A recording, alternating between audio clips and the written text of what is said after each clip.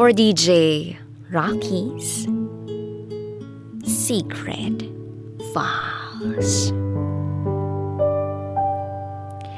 I know, marami rin siyang pinagdaraanan. Ayaw ko nang dumagdag pa. Hello, DJ Raqi. I'm one of your avid listeners. And I'm one of your senders. My entry was aired last September 2020. At eto uli ako. Itago mo ko sa pangalang Handi. I'm already 33 years old now. And this is my secret file. As usual, I'm the friendly, tall, and thin girl na mahilig kumain. Now, I'm already in my second year of being an admin staff. Maraming pagbabago, maraming challenges na dumating sa buhay ko. Pero nakabawi na ako sa family ko. I've started on giving them the life they deserve. But then I realized, paano na ako in the future? I'm alone. Meron akong trusted friends, pero hanggang kailan sila magstay sa buhay ko? Mahirap malagay sa sitwasyon na hindi mo nakasanayan. At ngayon ko nare-realize na hindi talaga natin kayang bilhin ang kaligayahan. It's not something we see and touch, but something we feel. Yung sa kagustuhan mong maging mabait at mabuti sa iba, ikaw naman ang impact at meaning para sa ibang tao. I'm far from where I started years ago. But then, mas masaya ako noon nung mga time na maliit ang sahod at ordinary staff lang ako. Kahit sino, pwede mong makasama. Regardless of the position. No issues. Basta wala akong tinatapakang tao.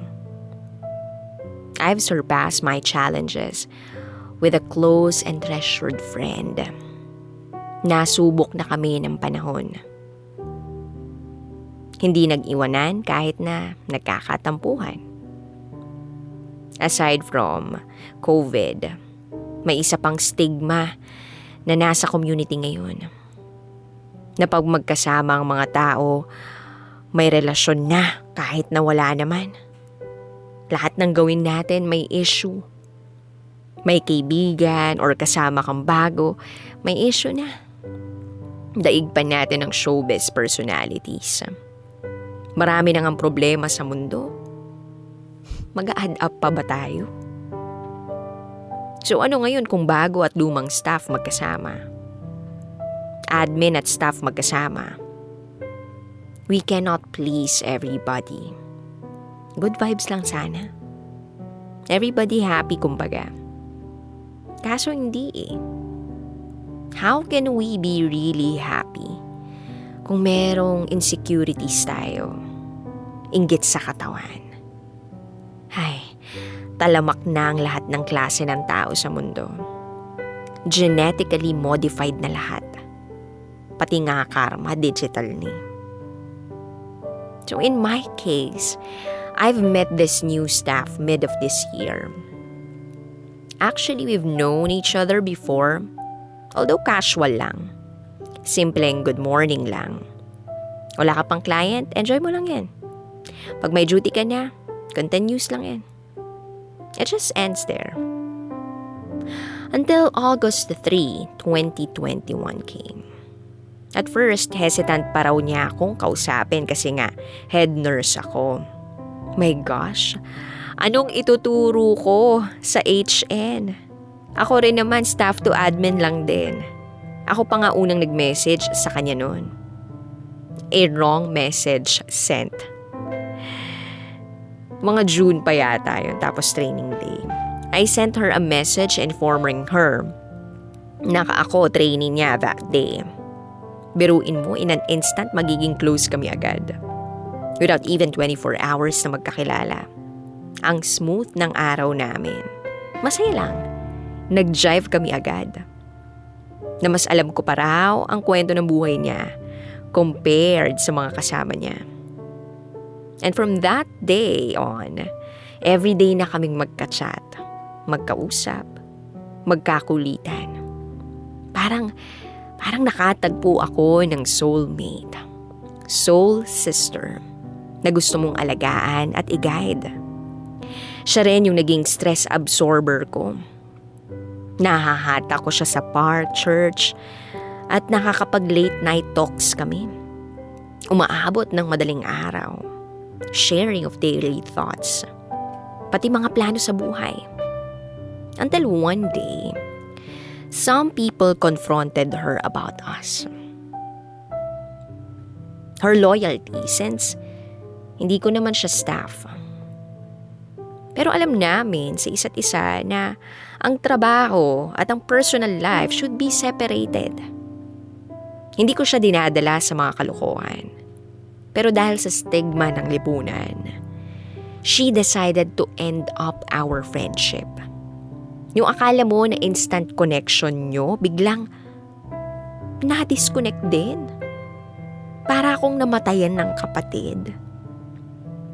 She totally ignored my calls and messages. At ang worst nito, pati yata work na, hindi na maayos. Ang daming epal sa mundo.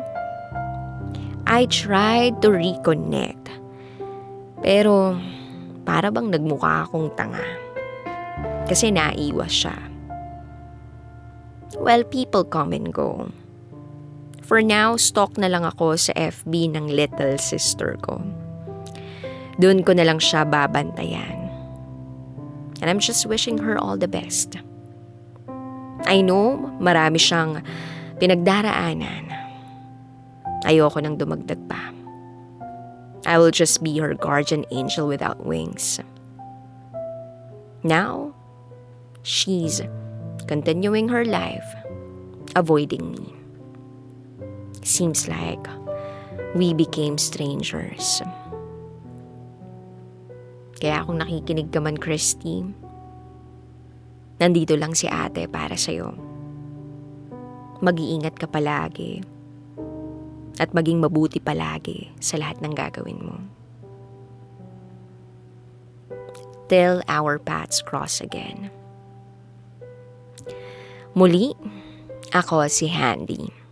At ito, ang aking secret file. Always your number one SM radio station. Love Radio. Kabisyo, nakarelate ka ba sa secret file na binasa ko? Kung nakarelate ka, mag-subscribe ka na dito sa aming YouTube channel at pindutin mo na rin ang notification bell para updated ka sa mga susunod na episodes ng DJ Raqi Secret File.